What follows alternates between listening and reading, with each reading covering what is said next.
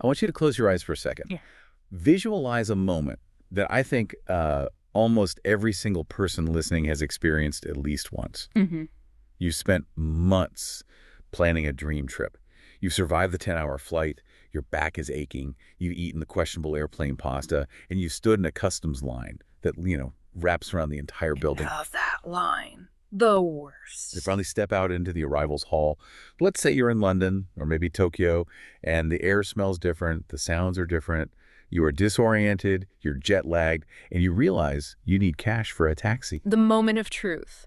You are vulnerable, tired, and you just want to get to the hotel. Exactly. So you see that brightly lit kiosk with the neon sign that says currency exchange? It looks official. It looks safe. It's designed to. It is. You pull up Google on your phone, you Yeah. check the rate, and you do a quick mental calculation. You think, okay, my $500 should get me about 450 euros. You walk up, you hand over your stack of hard-earned cash. The person behind the glass types a few things, counts out some colorful bills, and slides them back to you.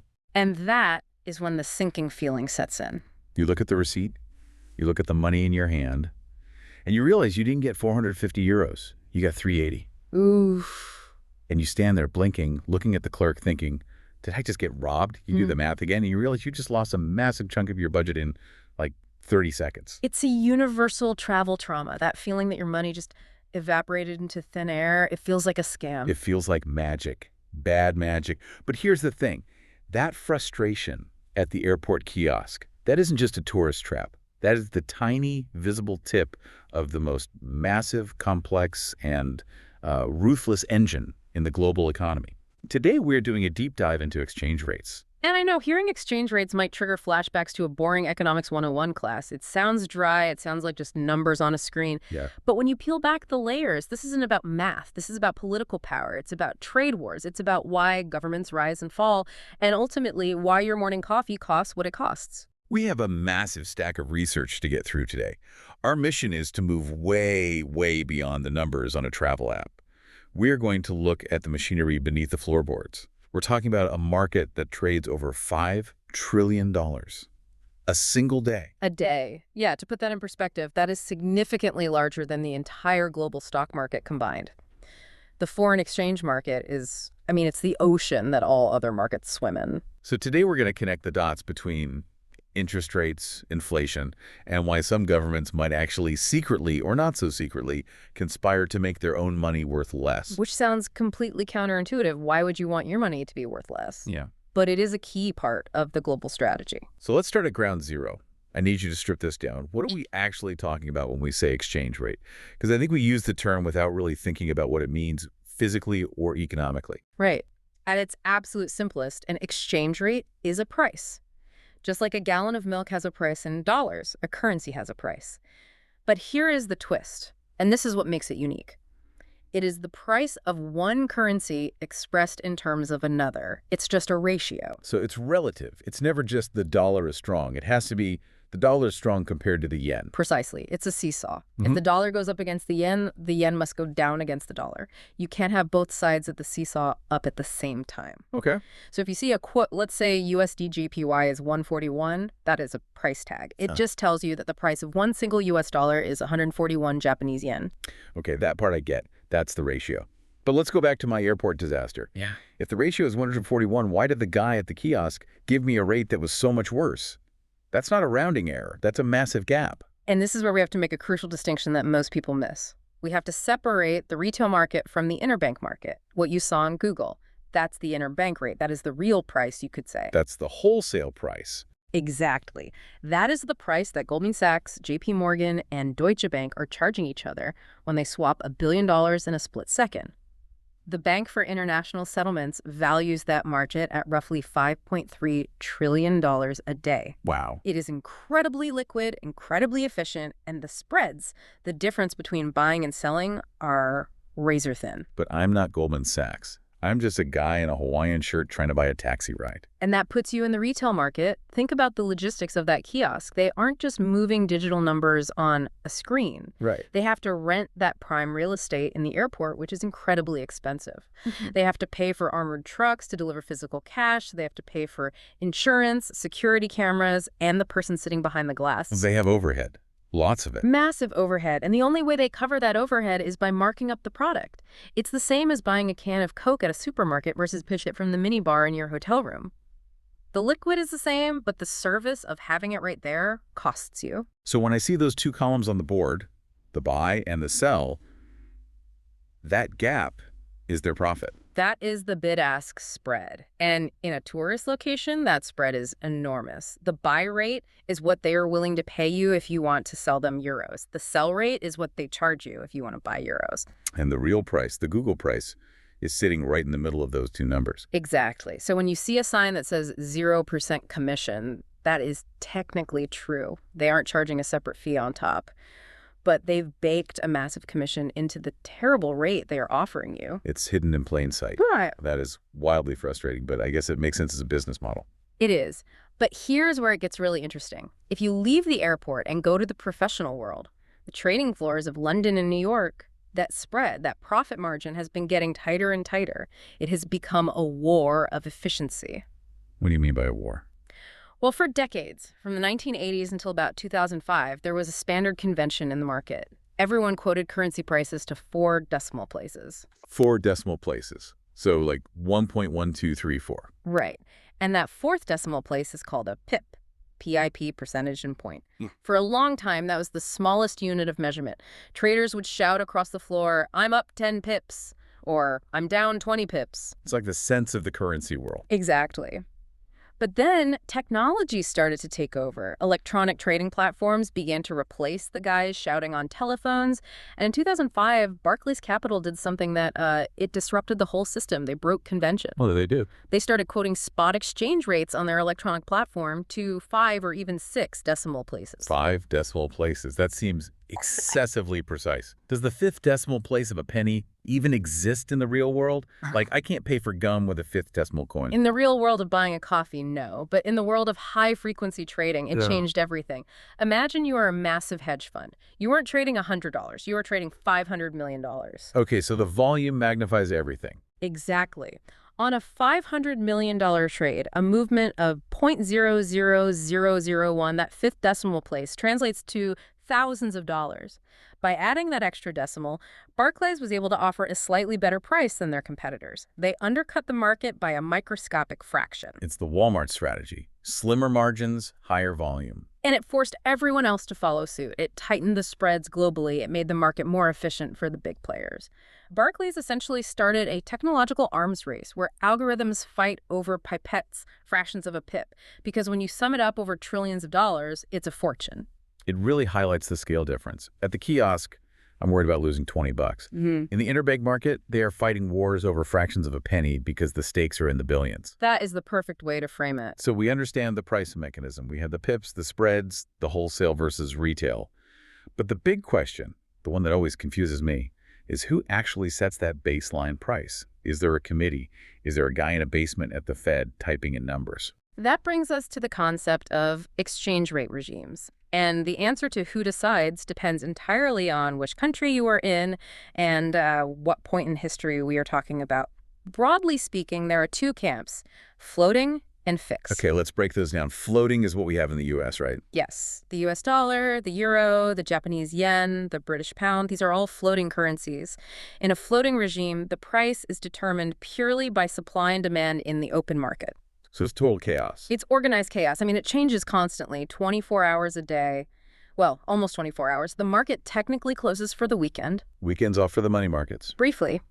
From about 20.15 GMT on Sunday until 22.0000 GMT Friday. But during the week, if more people want dollars, maybe to buy U.S. stocks or travel to New York, the dollar goes up. If people are selling dollars to buy euros, the dollar goes down. The government, for the most part, stays out of it. They let the market decide. But that's not how everyone does it. You mentioned fixed or pegged rates. Correct. Some countries look at that volatility, the bouncing up and down, and they say, no thanks. They choose to peg their currency. They tie their currency's value to another major currency, usually the U.S. dollar. Give us a classic example of that. The most famous historical example is China. From 1994 all the way to 2005, the The Chinese renminbi, or RMB, was pegged to the dollar at a rate of roughly 8.28. 8.28, it didn't change. It was rock solid. It didn't matter what the market did. It didn't matter if there was a crisis or a boom. The Chinese government ensured that $1 always bought 8.28 RMB. That seems rigid. Why would you do that? Why fight the market? Stability. Imagine you are a factory owner in Shenzhen making toys for export. If the currency is floating, you don't know what your profit will be next month. Right. If the exchange rate moves against you, you could lose money. But with a peg, you know exactly what your money is worth. It allows for long-term planning. It removes the risk. It removes the currency risk, yes. But history teaches us a very harsh lesson. Maintaining a fixed rate is incredibly difficult. It requires massive resources. You are effectively trying to hold back the ocean. Because if the market wants the price to change and you refuse, you have to fight the entire market. Exactly. And this brings us to one of the most dramatic moments in economic history, the Nixon shock. I love a good historical pivot point. Set the scene for us. This is the 70s. We have to transport ourselves to August 1971. The situation was a pressure cooker. Before this, the entire Western world operated under the Bretton Woods system. It was a system of fixed exchange rates. Every major currency was pegged to the U.S. dollar, and the U.S. dollar was pegged to gold. So money was real. It was backed by metal. It was designed to be rock solid. $35 bought you an ounce of gold, period. But by 1971, the U.S. was in trouble. We were spending huge amounts on the Vietnam War and new social programs. Inflation was rising. And the world started to doubt that the U.S. actually had enough gold to back all the dollars in circulation. So people started cashing out. It was a run on the bank, but on a global scale. Countries like France and Switzerland started demanding gold in exchange for their dollars.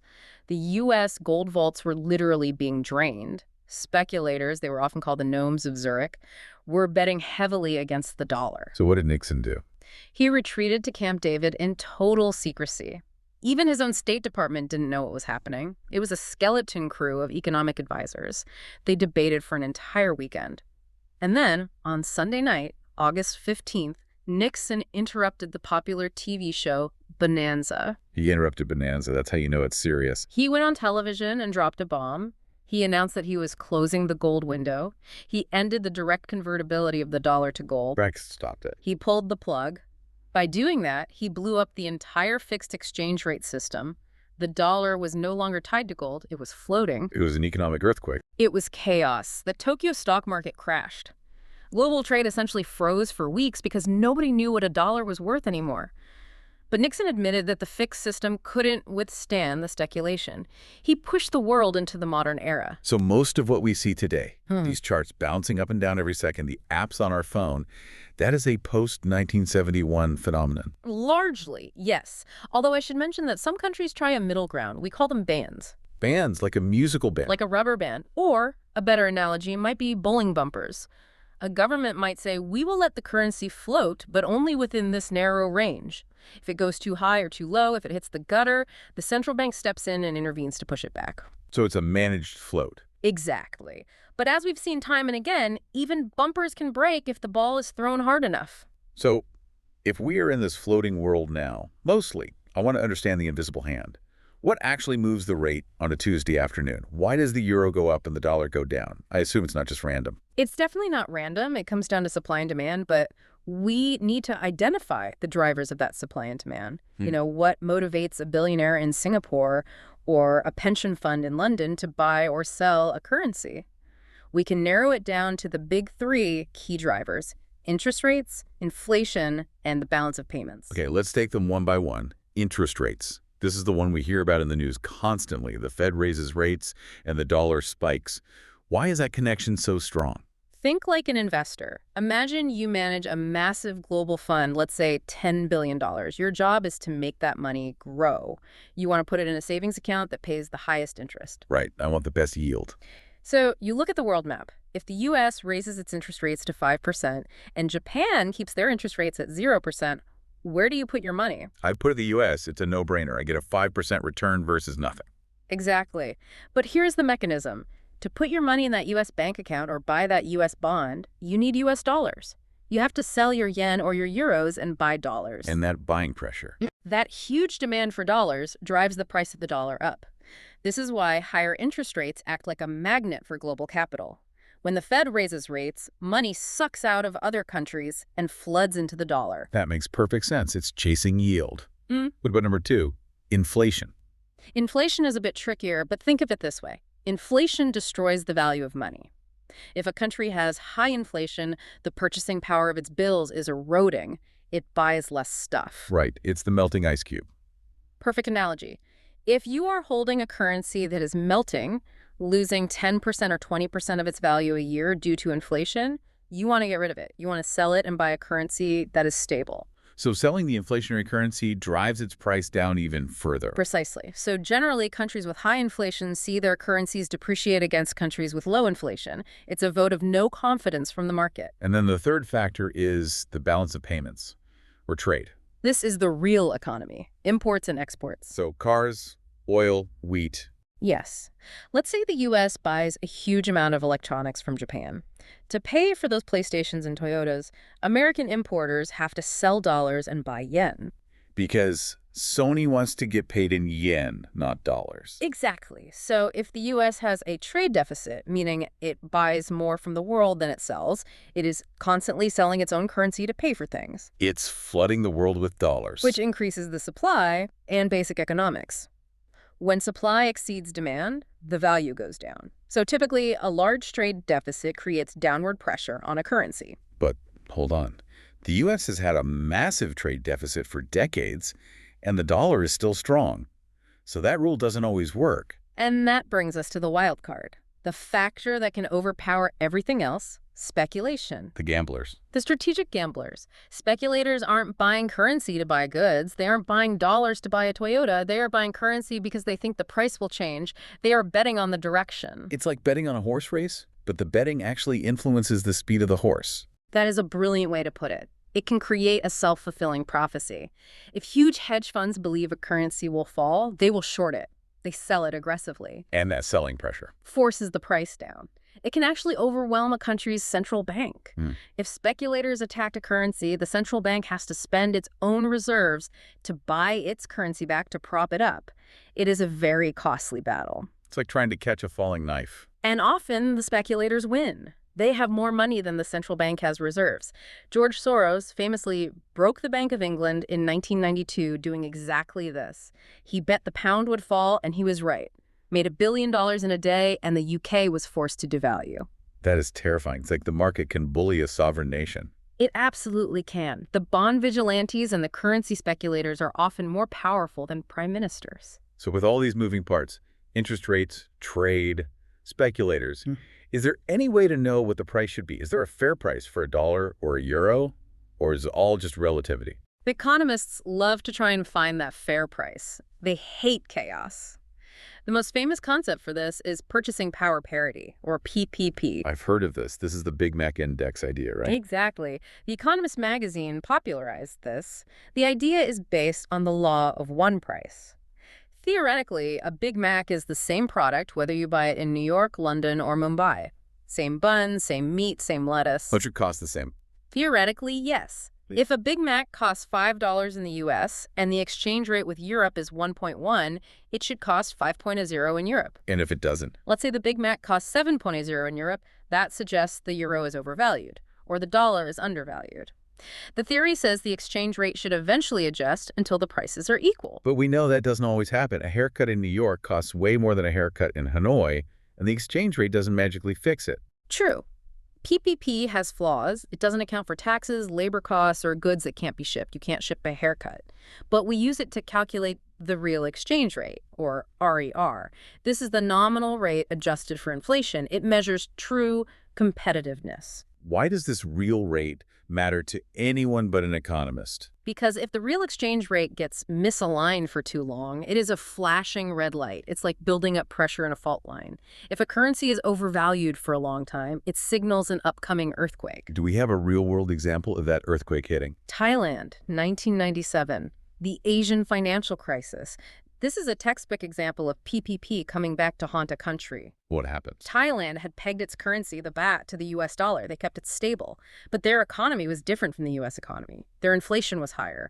According to PPP, the baht should have been falling in value. But the government forced it to stay high. Exactly. They held the peg. This made Thai exports expensive and hurt their economy. Eventually, the discrepancy became too obvious.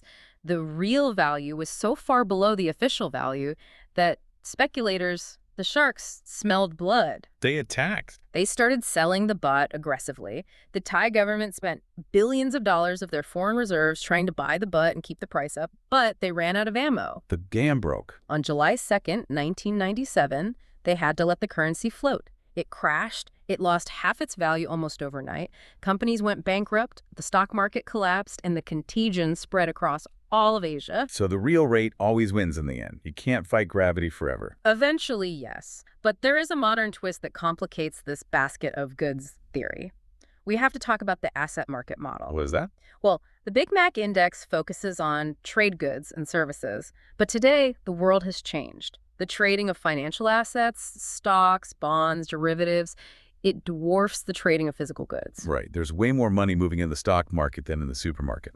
Exactly. So the asset market model says that currencies behave more like asset prices, like stock prices, than just trade balancers. So the dollar moves not because we sold more cars, but because investors want to buy U.S. tech stocks. Yes. Think about it. If everyone in the world wants to buy NVIDIA or Apple or U.S. Treasury bonds, they need U.S. dollars to do it.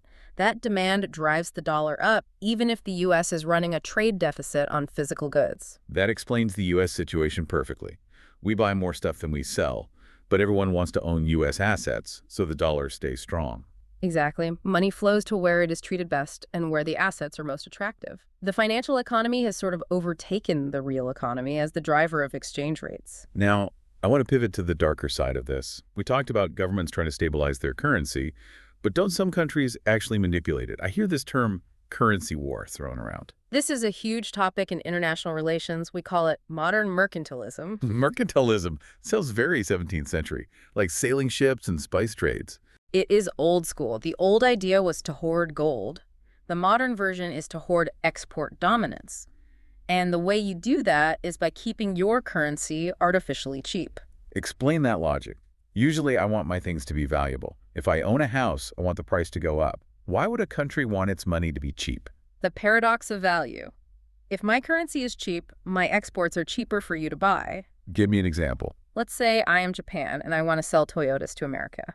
If the yen is weak, if it costs very few dollars to buy a lot of yen, then the price of that Toyota in dollars is low. So Americans buy more Toyotas because they are a bargain. Exactly. And that keeps the Japanese factories humming, it keeps employment high, and it boosts the Japanese economy. This is export-led growth. So they are intentionally devaluing their money to undercut the competition. Yes. It is a beggar thy neighbor policy. You are essentially stealing growth from other countries by making your goods artificially cheap. But there has to be a trade-off. There's no free lunch. The trade-off is painful for the local people. It helps exporters, but it hurts the consumers in that country. Because now imports are expensive for them. Exactly. If you live in a country with an artificially low currency, buying an iPhone or foreign oil or imported medicine becomes very expensive. You are effectively subsidizing the export industry with your own purchasing power. You are making your citizens poorer so your factories can stay busy. Who are the big players who have done this? China is the most frequently cited example. For years, they were accused of keeping the RMB undervalued to fuel that massive manufacturing boom that transformed their economy. But they aren't alone. Japan, Brazil, Iceland, many nations have used competitive devaluation as a tool. And this causes tension. Huge tension. When one country does it, others retaliate. They lower their rates too. It's a race to the bottom, and that can lead to trade wars, tariffs, and political instability. Speaking of instability, what happens when a government tries to control the rate too strictly and the market simply refuses to play along? What happens when the people stop trusting the official price? Then you get parallel markets or black markets. The street rate. Argentina is the textbook case study here. It is fascinating and tragic. What is the situation there? Argentina has a history of economic volatility.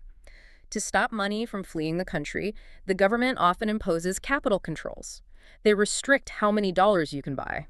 So if I'm in Buenos Aires, I can't just walk into a bank and get dollars. Not at the official rate. The government might say the rate is 100 pesos to the dollar, but they won't sell you any dollars at that price. Or they limit you to, say, $200 a month. But people don't trust the peso. They know inflation is eating it alive. Exactly. They desperately want dollars to save their wealth. So a black market emerges. You have the official rate, which is a fantasy, and then you have the blue dollar. Why do they call it the blue dollar? It's likely a reference to the blue strip on the new $100 bills.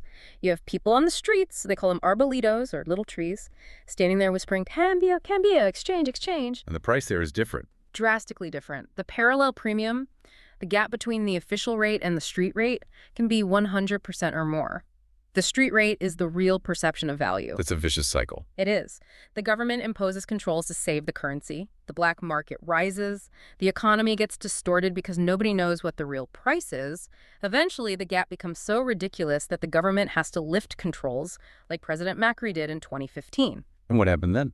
The currency devalued massively to match the real market. It was painful, inflation spiked, and eventually controls had to be put back in. It's a constant struggle between political will and market reality. It really shows that you can't just decree what money is worth. You can print the bills, but you can't force people to value them. You can try, but the market, the collective wisdom and fear of millions of people, usually has the final say. This has been a wild ride. We've gone from the fluorescent lights of the airport kiosk, to the high-speed servers of Barclays, to the secret meetings at Camp David with Nixon and the streets of Buenos Aires. It is a massive, interconnected system. It is the nervous system of the global economy. Every shock, every fear, every hope is reflected in these rates. We've seen how interest rates attract capital like a magnet. We've seen how inflation erodes value like a melting ice cube. And we've seen how trade deficits push supply. And we've learned that sometimes the price on the screen isn't the real price, whether it's because of a retail markup or a government peg that is about to break. Exchange rates aren't just numbers. They are a scorecard. They tell us about a country's economic health, its political stability, and its strategy in the global game. And that strategy is constantly evolving. Here is where I want to leave it, and this is something that stuck with me from the asset market model discussion. We are living in a world where financial trades dwarf physical trade. We aren't just trading wheat and steel anymore.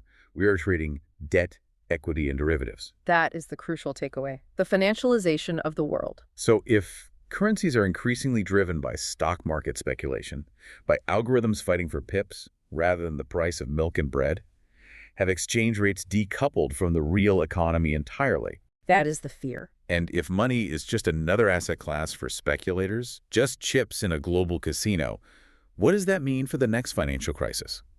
When the next Thailand happens, will it be triggered by a bad harvest or by a sentiment shift in an algorithm? That is the multi-trillion-dollar question. And as we saw in 2008 and in 1997, when the currency market breaks, everything else breaks with it. Something to think about next time you're staring at that board in the airport trying to figure out if you can afford a taxi.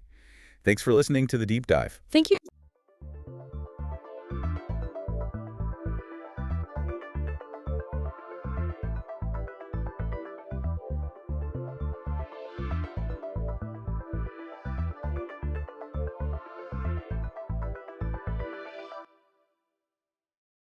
I want you to close your eyes for just a second. Hopefully not, if you're driving right now. Right, yeah. Yeah. Please keep them open if you were behind the wheel. But otherwise, picture the ultimate vacation fantasy. You know the one I'm talking about. The postcard image. Exactly. You have saved up for months, maybe years even. You booked a flight to a tropical island. You're picturing that specific shade of turquoise water. Yeah, the one that only exists in travel brochures. Right. You can feel the sun on your skin. You see the clear blue sky above you. Maybe a little cool breeze off the ocean. Yeah, perfectly refreshing. It's the dream we are all sold. It is. Now open your eyes, you land the plane, you step out of the airport terminal, you've got your luggage in hand, and you're ready for paradise. But instead of blue, the world is Orange. It is orange. And not a nice sunset orange either. No, we are talking about a heavy, oppressive, almost Martian orange. The air is thick. It literally feels gritty against your skin. Yeah. You look toward the horizon where the ocean should meet the sky, and there's nothing there. Just a wall. Just a wall of haze. Visibility drops to practically zero. You can't see the ocean. You can't see the mountains. It feels like you just walked onto the set of Blade Runner 2049. Or Dune. I mean, it really feels like the apocalypse. Mm. But it is not science fiction. No, it is very... It's a very intense weather event. Hmm. And today for this deep dive, we're going to look at exactly what is happening in that picture. Because for millions of people, this is just a seasonal reality. What you're describing is a meteorological phenomenon called Calima. Calima. Yeah, or sometimes, depending on the meteorological logs, you might see it spelled with a K, Calima. It sounds almost poetic, doesn't it? It does a bit. Like a gentle breeze or, I don't know, a cocktail you would order at the beach bar. I would order a Calima. Right. But from what we've been going through in the source material for this deep dive, it's anything but gentle. Oh no, it's an absolute beast of a weather system. It really is. If we want to define it simply, Calima occurs when fine sand and dust particles from the Sahara Desert get lifted up into the atmosphere, Okay. and then they are transported by prevailing winds. But I feel like that simple definition kind of hides the sheer scale of the thing. Oh, absolutely. Because when you say dust... I think of needing to Swiffer my bookshelf. Right, exactly. This is not shelf dust. We aren't talking about a little bit of dirt kicking up from a construction site down your road. No. We are talking about millions of tons of suspended earth moving across the globe. Millions of tons. That is the part that just completely blows my mind. It's staggering. We are essentially talking about an entire mountain's worth of dirt just floating over the ocean. Precisely. And that really brings us to our mission for this deep dive. Yes. We want to understand the mechanics of this. Like, how does a desert in Africa manage to shut down airspace in Europe? Right. We need to look at the physics of the atmosphere that actually allows that to happen. And we also need to look at what happens when that dust finally lands. Because the impact is huge. We are talking health consequences, society just grinding to a complete halt, and even a connection to wildfires that I found absolutely terrifying in the sources. It is a really complex web of cause and effect. It connects geography, physics, and human biology. So we should probably just start at the beginning. The origin story. The origin story, yes. Okay, so we know this stuff comes from the Sahara, but I have a really basic physics question right out of the gate here. Sure. Sand is heavy. If I go to the beach right now and throw a handful of sand in the air, it just falls right back down onto my feet. Right. It doesn't float over to the next town. So how does this stuff get from the ground up into the sky and then stay there? That is the fundamental question. And to answer it, we really have to look at the movement of air masses over the Sahara itself. And it all starts with heat. Okay. Sahara is hot. Shocking news, I know. Stop the presses, right? Yeah. Breaking news from the deep dive. But it is the way it heats up that matters. We have to talk about a concept called extreme diurnal warming. Diurnal warming. Okay, I know diurnal means daily, but break down the actual mechanism for us. Why does that specific type of warming matter? So in the Sahara, you have this massive, massive shift in temperature between the day and the night. Yeah. The sun beats down on the sand, and because sand has a very low specific heat, the ground gets incredibly hot, incredibly fast. Right, it doesn't hold on to it like water does. Exactly. So that heat from the underlying layer, the sand itself, is transferred to the air right above it through conduction. Oh, okay. So the floor is basically lava.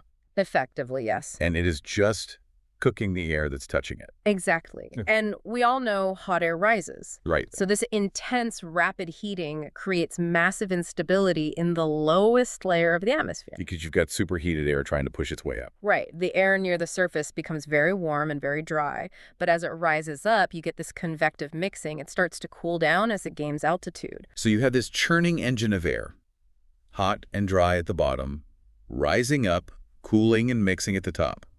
It sounds like a pot of boiling water. That is actually a really good analogy. Yeah. And interestingly, as it reaches the top of that convective layer, it humidifies just slightly. But the real key here is the turbulence. The churning. Yeah.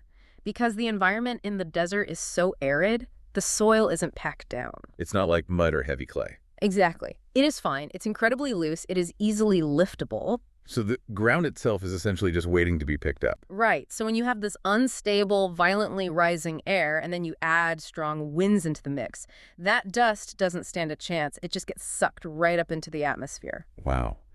And we aren't just talking about any random gentle breeze here either. Definitely not. The research mentioned some very specific heavy hitters when it comes to the wind in this region. Yes, we are specifically looking at the harmattan and the trade winds. The harmattan. Yeah. These are the engines that drive the transport phase. They scour the surface of the desert and they lift those millions of tons of sand and dust that we talked about earlier. And the altitude they reach, I mean, it is staggering. I saw a number in the notes that made me double take. The 6,000 meters. Yes, 6,000 meters. Yeah, that is roughly 20,000 feet. 20,000 feet. I mean, that is cruising altitude for some turboprop planes. It is. We are talking about a cloud of dirt that is 4 miles high. It creates a dense, suspended cloud that is incredibly tall and incredibly vast. That's insane. And once it is up there, at that 20,000-foot altitude, it enters the global circulation. It can travel thousands of kilometers. It's amazing to think about. You have this dust that was sitting on a sand dune in Algeria or Mali yesterday, and today it is at 20,000 feet heading straight for the Atlantic Ocean. Exactly. It goes up, and then it moves east. Well, it moves in the eastward atmospheric circulation, but here is the really fascinating mechanism that brings it to places like the Canary Islands. As this hot, dusty air mass moves out over the ocean, the entire situation changes. Because the ocean is obviously much cooler than the desert sand. Right, the Atlantic is cold. Exactly. And this creates what we call a temperature inversion. An inversion. Yeah. So you have the cool air from the ocean below sitting right on top of the water. Okay. And then you have this hot, dusty layer moving in right above it. And because hot air is lighter than cold air, it just floats on top of it. Precisely. The dust basically gets captured above this marine inversion. Oh, wow. It rides that cooler layer across the water like a conveyor belt until it hits the islands. I really like that idea of it being captured. It's almost like the atmosphere creates a custom highway specifically for this dust. It does. It prevents it from just falling down into the ocean along the way. That is a great analogy. It is a conveyor belt. But unfortunately for the people living at the end of that belt, it drops the cargo right on top of them. Right. And that brings us to section 2 of our deep dive. Yeah. When the dust actually lands. Yeah. Because I am really trying to picture this. If you were standing in the Canary Islands and the Calima rolls in, what does that actually feel like? Well, Is it just like a sandstorm in a movie where you are getting pelted with dry grit? it's a bit more complex than that, actually, because of that marine layer we just talked about. Oh, right. The cold ocean air. Yeah. Remember, the dust is riding over the ocean. So even though the dust itself is dry desert sand, Right. the air in that inversion layer below it is humid. Oh, that is interesting. So it is wet air, but dry dust. Exactly. And that combination often results in fog or drizzle covering the islands along with the dust. So it's like mud rain. Essentially, yes. It can feel like a dirty fog. Yeah. You get this haze that isn't just moisture, it is particulate matter. Wow. And that really brings us to the most immediate impact for the people on the ground, which is their health. Yeah, I mean, breathing in sand does not sound like a recipe for wellness. Yeah. I imagine it is incredibly gritty in your throat. It definitely is not good for you. The dust particles settle out of the air and they cause significant respiratory problems. I'm sure. If you have any pre-existing respiratory conditions, asthma, COPD, anything like that, Calima is legitimately dangerous. Because these aren't just big grains of beach sand, right? We are talking about microscopic stuff here. Exactly. We are talking about PM10 and PM2.5. Okay. Those are particles small enough to get deep, deep into the lungs. So I assume the primary advice from officials is to just stay inside. Ideally, yes. Lock the doors, close the windows. But if you have to go outdoors, the recommendation is very clear. You have to wear respiratory masks. Right. You need to filter that particulate matter out before it gets into your lungs. It really reinforces that sci-fi image we started the show with. You know, walking around a foggy orange landscape wearing a gas mask. It's very dystopian. But it's not just about health, is it? It is about the fact that modern society just isn't built to function inside a dust cloud. That is a crucial point. We completely rely on visibility. We rely on clear air for almost everything we do. Yeah. When Calima hits hard, it causes massive societal disruption. It forces the suspension of basic public services. And the biggest one has to be transportation. Absolutely. The airports are always the first major infrastructure to feel the pain. There was a specific date mentioned in the research that really highlights this perfectly. January 8th, 2002. Yes, the Santa Cruz International Airport. Right. That event serves as a perfect case study for the sheer density of these clouds. On that day, the airport had to close completely. And just to be clear, why did it close? Because visibility fell to less than 50 meters. 50 meters? Yeah.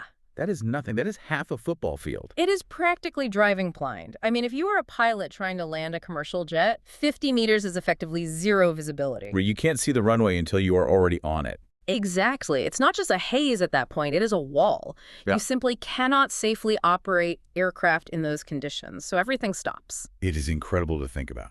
That sand, just tiny little rocks from a desert, can ground a Boeing 747. It really shows how fragile our systems are when nature decides to do something extreme. It absolutely does. But sadly, grounded flights are often the least of their worries. Yes. Because sometimes Calima does not come alone. No, it doesn't. Sometimes it acts as an accelerant for other disasters. And this is where we get into the really scary stuff in Section 3, the disaster scenario. We need to talk about 2020. 2020, yeah. This event is seared into the memory of so many residents in the Canary Islands. It wasn't just the dust that year. Right. It was the combination of the dust and the intense wind acting on something else entirely. Fire. So you had the Calima winds blowing at the same time. Yes. Strong winds are part of the delivery system for Calima, as we discussed. Right, the conveyor belt. Exactly. And in 2020, those winds rapidly spread 3 separate wildfires in Tenerife and Gran Canaria. Talk about an absolute nightmare. You already can't breathe because of the dust, the sky is glowing orange, and now there are literal wildfires closing in on you. It was a perfect storm in the absolute worst sense of the term. Yeah? The impact was severe. About 2,000 residents were forced to evacuate their homes. Wow. And imagine trying to evacuate from a raging fire when visibility is already compromised by dust and the air you are breathing is literally toxic. Toxic feels like the exact right word there. Yeah. I saw a statistic in the source material about the air quality from that specific weekend in 2020 and actually had to reread it to make sure I wasn't seeing things. You probably saw the global ranking. Yes. That weekend, Gran Canaria had the worst air quality in the world. The worst in the entire world. Yes. Worse than massive mega cities with heavy industry. Yeah. Worse than anywhere else on the planet. Worse than anywhere. The particle density was shocking. It was about 40 times the amount considered safe by the World Health Organization. 40 times. Not double, not triple. 40 times the safe limit. It puts a massive, massive strain on the human body. And going back to the transport issue we talked about, this was happening while the entire transport network had collapsed. Because of the wind and the dust shutting down the airports. Yes. During that crisis, 745 flights were canceled outright. Oh, my God. And another 84 flights had to be diverted to completely different airports. So imagine being a tourist there. You saved up for the dream vacation. Right. You're on the island. Suddenly there's a fire. The air is poisonous. You can't see 50 meters. Right. And your flight home just got canceled. You are trapped. You are. It really highlights the vulnerability of island communities to these large-scale atmospheric events. There is simply nowhere to go. You just have to ride it out. It's terrifying. It really is. But I think it is also important to understand for anyone listening that this is not just a one-time freak event. No. Definitely not. The 2020 storm was severe, obviously, but Calima itself is a regular visitor. It is deeply baked into the climate cycle of the region. So let's map this out for our listeners in Section 4. Let's look beyond the Canaries. First off, the seasonality. Does this happen all year round? Like, can you book a trip in December and be totally safe? Well, the seasonality actually depends on where you are geographically. Okay. If we are talking specifically about the Canary Islands, Calima usually happens in the summer. In the summer. Okay, so right during peak vacation time. Unfortunately, yes. And how long does a typical event stick around? Typically, it lasts for 3 to 5 days. Wow. So if you were there for a one-week holiday, it could potentially ruin the vast majority of your trip. It absolutely could. That is a long time to be stuck inside a hotel room wearing a mask. Yes. But what I found really interesting in the research is that the Canary Islands aren't the only victims here. This dust actually has a passport. It travels. It definitely does. The geographic reach is quite extensive. It is not just limited to the Canaries. Right. Strong southerly winds can actually bring Saharan dust all the way over the Mediterranean as well. But the timing is different for the Mediterranean region, right? Correct. For the Med, this mostly happens during the spring months rather than the summer. Okay. And which countries are we talking about here? Who else is getting dusted by the Sahara? The list is pretty long. It includes Spain and Portugal on the mainland. Okay. It reaches Malta. It hits Italy, specifically Sicily, which makes sense given how far south it is. Right. And it even reaches Greece, specifically the island of Crete. So this is really a broader Southern European phenomenon. It is. It connects the Sahara Desert to the entirety of southern Europe. It really gives you a sense of how small the region actually is in terms of weather systems. Yeah. We draw these borders on a map and say, this is Spain, this is Algeria. Right. But the wind does not care about borders. No, the wind doesn't care at all. And that is the why of the reach. It connects back to the bigger picture of global wind patterns. Yeah. The atmosphere is a fluid system. Yeah. It constantly flows. And if that atmospheric flow connects a desert in Africa to the olive groves of Italy, well, the dust is going to make that journey. Is endlessly fascinating. It really is. So let's wrap this up. We have gone on quite a journey today. From the scorching sands of the Sahara, where diurnal warming creates this massive instability. Yep. We have watched the Harmattan winds lift millions of tons of earth 20,000 feet into the sky. This conveyor belt. Right, the conveyor belt. We tracked it across the ocean, riding that marine inversion, and we have seen it land, causing everything from bizarre mud drizzle and fog to massive airport closures and serious health crises. It's quite a journey. Yep. And it really highlights the dual nature of Calima. How so? Well, on one hand, it is a fascinating meteorological mechanism. Yeah. The pure physics of it, the heat transfer, the global circulation, the atmospheric inversions, that is genuinely interesting science. Absolutely. But on the other hand, it is a highly dangerous, highly disruptive event that grounds flights, hurts people's lungs, and in extreme cases like 2020, it exacerbates deadly wildfires. It's a stark reminder that nature is beautiful and awe-inspiring, but it is also powerful and completely indifferent to our flight schedules. Exactly. And if we connect this to the bigger picture, I think it raises an important and somewhat provocative thought for you, the listener, to mull over. I like the sound of that. Let's hear it. It forces us to reconsider the connectivity of our planet. Okay. Because we often think of weather as local. Right. We look out our kitchen window and we think, this is my weather today. Right. What's it doing in my town? But Calima proves that a sunny day in Tenerife or a clear, beautiful view in Sicily is entirely dependent on how the sand is heating up in a desert thousands of miles away. Wow. We're all downwind of something. We truly are. Everything is connected. Well, on that note, I want to thank you for diving in with us today. It has been a whirlwind, literally. A dust swirl, perhaps? Yeah, fair enough, a dust swirl. And to you, the listener, next time the sky looks a little hazy outside your window, maybe check the air quality index. You might just be breathing in a little piece of another continent. Indeed you might. Thanks for listening to The Deep Dive. We'll catch you on the next one.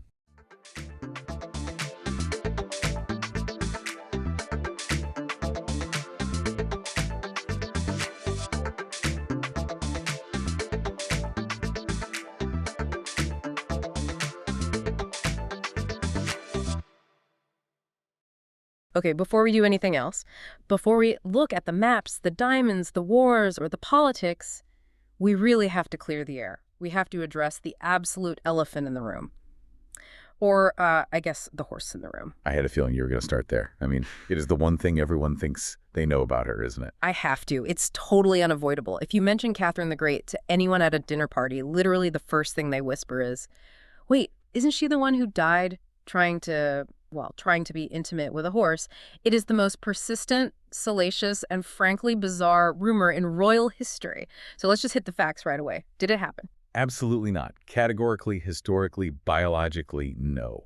That story is a complete fabrication. It's a total myth from start to finish. So where does a rumor that wild even come from? Because you don't just accidentally start a rumor like that. That feels incredibly targeted. Oh, it was extremely targeted. It was weaponized satire. You have to remember, Catherine was a woman wielding absolute power in the 18th century, and she was doing it better than most of the men around her. That terrified the European patriarchy.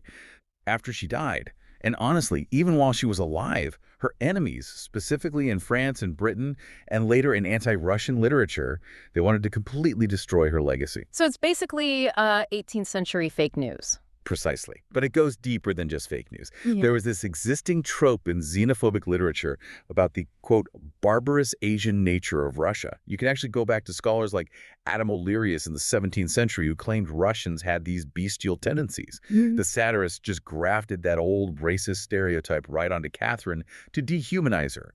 They couldn't attack her competence, so they attacked her morality in the most grotesque way possible. She actually died of a stroke in her dressing room. No horses involved at all. It's the ultimate smear campaign.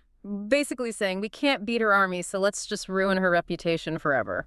Yeah, and the real tragedy is that the myth obscures the reality. And the reality, based on all the source material we have, is so much more fascinating.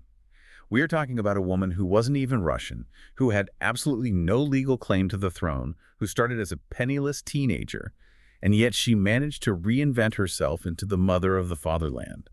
She expanded the empire by over 500,000 square kilometers. Which is a staggering amount of land. That's like adding the entire country of France to your backyard. It is. She balanced being a philosopher who corresponded with Voltaire with being a ruthless autocrat who crushed rebellions. She is a total study in contradictions. Right, and so that is our mission for this deep dive. We're going to completely ignore the tabloids and look at the actual sources. We're looking at how a minor German princess pulled off the ultimate hostile takeover.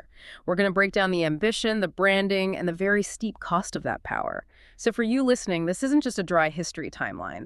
This is a look at how someone engineers their own rise to absolute authority. It's really a story about pure will. She didn't inherit power. She took it. So let's rewind all the way to the beginning, because when you hear Catherine the Great, you immediately think of this Russian icon. But she wasn't born Catherine, and she wasn't born in Russia. No, she wasn't. She was born Princess Sophie of Anhalt-Zerbst. This was in 1729 in Stettin, which was actually part of Prussia at the time. And was this a glorious, high-rolling, royal childhood? Like, was she walking on solid gold floors? Hardly. I mean, yes, she was a princess, but in the Holy Roman Empire, that didn't mean much at all. There were over 300 sovereign entities in the empire. Being a princess of Anhalt-Zerbst was basically like being the mayor's daughter in a mid-sized town. Her father, Christian August, was a Prussian general, but the family had very little money. So she's aristocracy poor. Great title, empty bank account. Exactly. But she had a mother, Joanna, who was incredibly ambitious. Joanna had wealthy relatives, and she saw Sophie not really as a child, but as a lottery ticket. She saw her as a pawn in the great game of European dynastic marriages. So Sophie was groomed from day one. Her whole childhood was an audition. That is a lot of pressure for a kid. Just, hey, sweetie, no pressure, but the entire future of our family's finances depends on you marrying a king. It was intense. She learned French, which was the lingua franca of the elite, and she learned Lutheran theology. But Sophie actually describes herself in her memoirs as a bit of a tomboy. She mastered the sword. She wasn't the delicate little flower her mother might have wanted. She had a spine of steel even back then. So when does the big break happen? When does she get the call up to the major leagues? It starts when she's just 10 years old. She meets her second cousin, the future Peter III of Russia. Romance at first sight. Disgust at first sight. She wrote later that she found him completely detestable. He was pale, sickly, and even at a young age had a fondness for alcohol. He was essentially everything she wasn't. But the politics aligned. Through a very complex web of diplomacy involving Frederick the Great of Prussia and the Russian Empress Elizabeth, Sophie was chosen. So at just 15, she gets packed up and shipped to Russia. I just can't imagine that culture shock. You're a German Lutheran teenager arriving in the Imperial Russian court. The shock was massive. But this is where we see the very first spark of Catherine the Great. Most foreign brides would just isolate themselves, speak their native language, and be thoroughly miserable. Sophie made a deeply strategic decision. She decided to become more Russian than the Russians. Talk how to rebrand. It was pure survival. She arrived in 1744 and immediately ingratiated herself with Empress Elizabeth. She started learning Russian with an obsession that actually endangered her own health. She would wake up in the middle of the night barefoot, pacing her room just to memorize vocabulary. Barefoot in a Russian winter. That is some serious dedication. And it led to severe pneumonia. She almost died. And this is a really pivotal moment in the sources. Her mother, Joanna, who was a devout Lutheran and quite controlling, wanted a Lutheran pastor to come in for her last rites. Sophie, in her delirium, refused. She said, "I don't want any Lutheran. I want my Orthodox father." Wow, that must have played incredibly well with the court. It was a PR masterstroke. Empress Elizabeth was moved to tears. The Russian people loved it. She converted to Russian Orthodoxy despite her father's angry letters back home, and she was baptized with a new name, Catherine. Or, strictly speaking, Yekaterina Alexeyevna. Sophie the German was dead. Catherine the Russian was born. But she still had to marry the guy. Unfortunately, yes. They married in 1745. She was 16. And if the first meeting was bad, the marriage itself was a complete disaster. It remained unconsummated for years. Years. That seems politically dangerous when your one and only job is to produce an heir. It was incredibly dangerous. But Peter III suffered from what historians politely call mental immaturity. While Catherine was trying to learn everything about her new country, Peter was obsessed with Prussia. He hated Russia. He would play with toy soldiers in their bedroom for hours on end. He'd even force the servants to do military drills. So you have Catherine, who is intellectually hungry, stuck in a room with a man-child playing with toys. What did she even do with her time? She read, and this is crucial, she didn't read romance novels. She read Voltaire, she read Montesquieu, she read Tacitus. Tacitus, the ancient Roman historian. Yes, Tacitus taught her about power politics. She wrote that reading him caused a revolution in her mind. He showed her that people don't act for idealistic reasons. They act on hidden, self-interested motives. She realized that if she wanted to survive in this absolute shark tank of a court, she couldn't be a passive victim. She had to understand the game better than anyone else. She was basically homeschooling herself in how to be a dictator. Essentially, yes. She realized her husband was on a path to self-destruction, and if she was tied to him, she'd go down too. So she started building her own network. She cultivated allies. She understood that her survival depended completely on her ability to wield power independently of him. And eventually, the clock runs out. Empress Elizabeth dies. January 1762. Elizabeth dies, and Peter III takes the throne. And he immediately starts making catastrophic mistakes. What kind of mistakes are we talking about? Well, remember how I said he was obsessed with Prussia? Russia had been at war with Prussia, the 7 Years' War. Russia was winning. They'd actually occupied Berlin. Peter comes to power and immediately ends the war, gives back all the conquered territory to Frederick the Great, and then forces the Russian court to dress in Prussian military style. Oh, that is going to go over like a lead balloon with the army. Just, hey guys, thanks for dying for this land, but we're giving it back because I happen to like the other king. Exactly. He alienated the army, he alienated the nobility, and he alienated the church.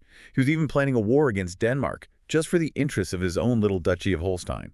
He was acting like a German duke, not a Russian czar. So the stage is set. Catherine sees the opening. It wasn't just an opening, it was an absolute emergency.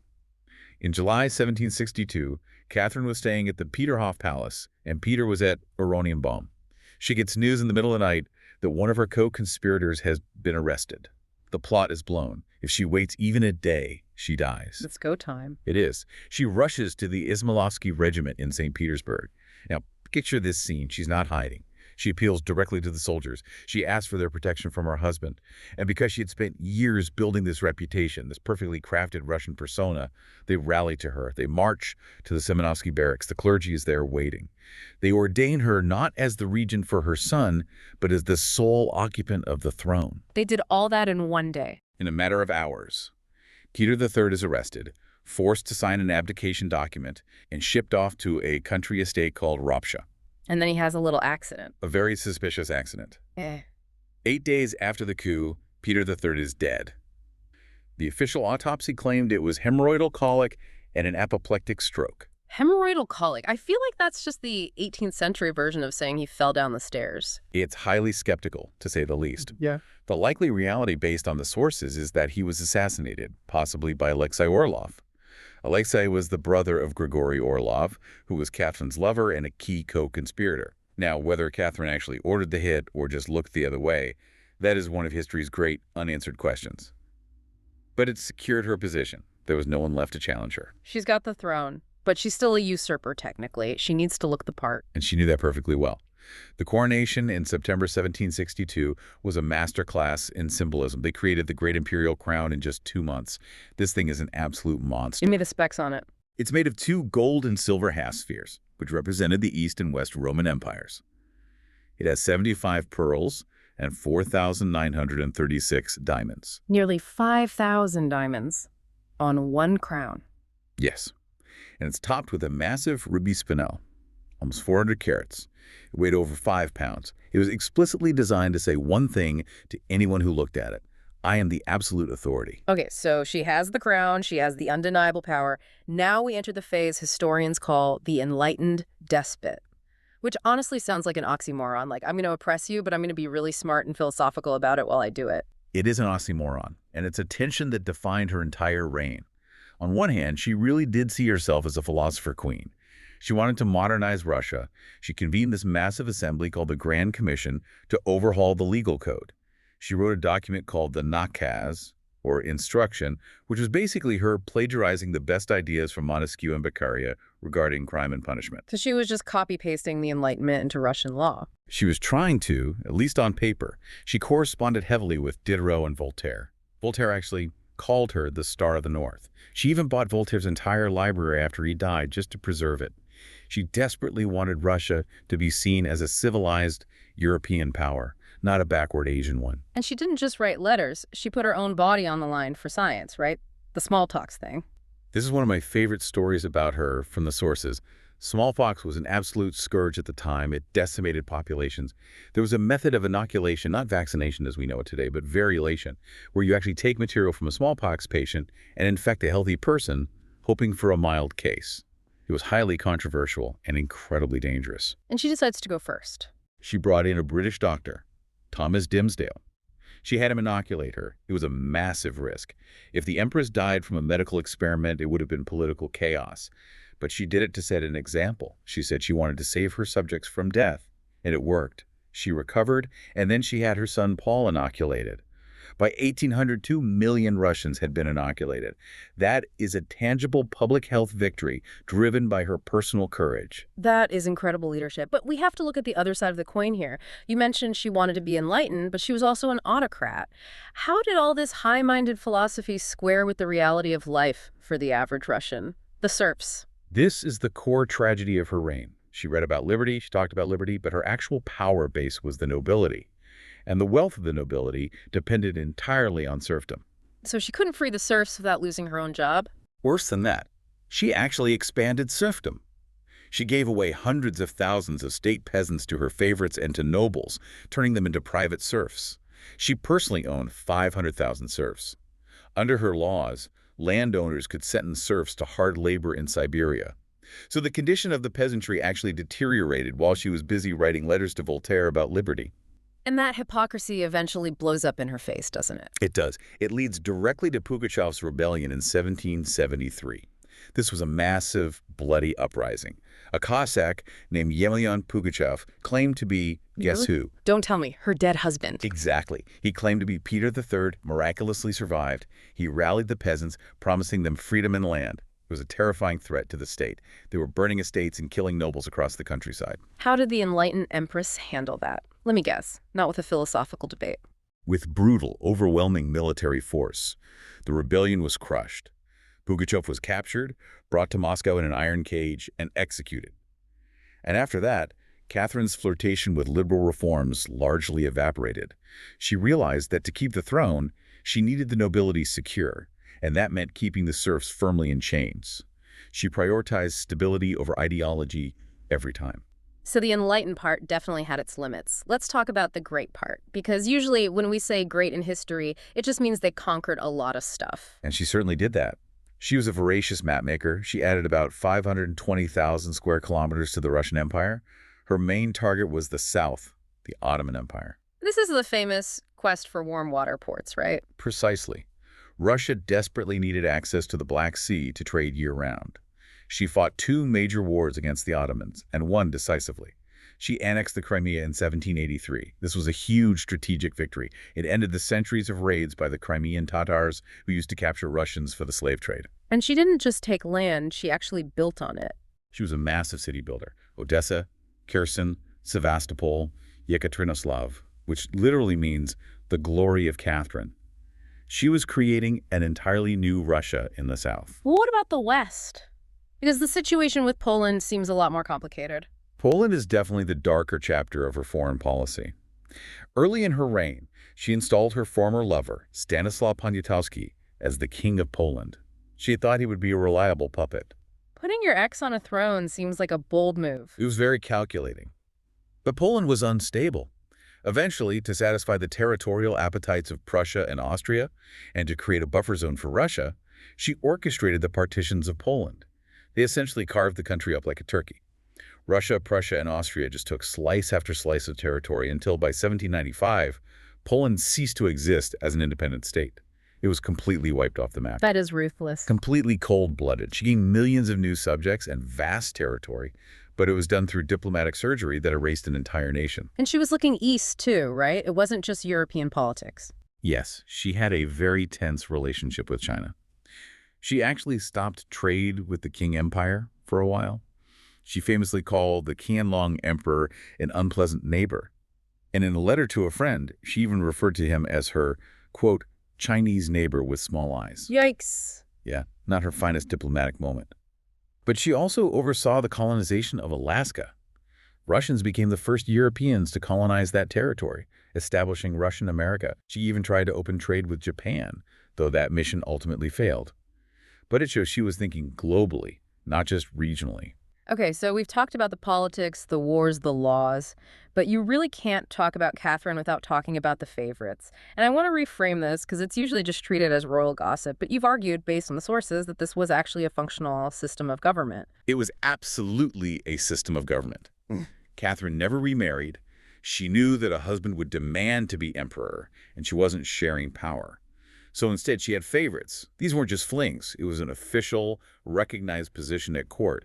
They had apartments in the palace, they had political influence, and they actively helped her rule the empire. It's almost like appointing a prime minister who you also happen to be dating. In many ways, yes.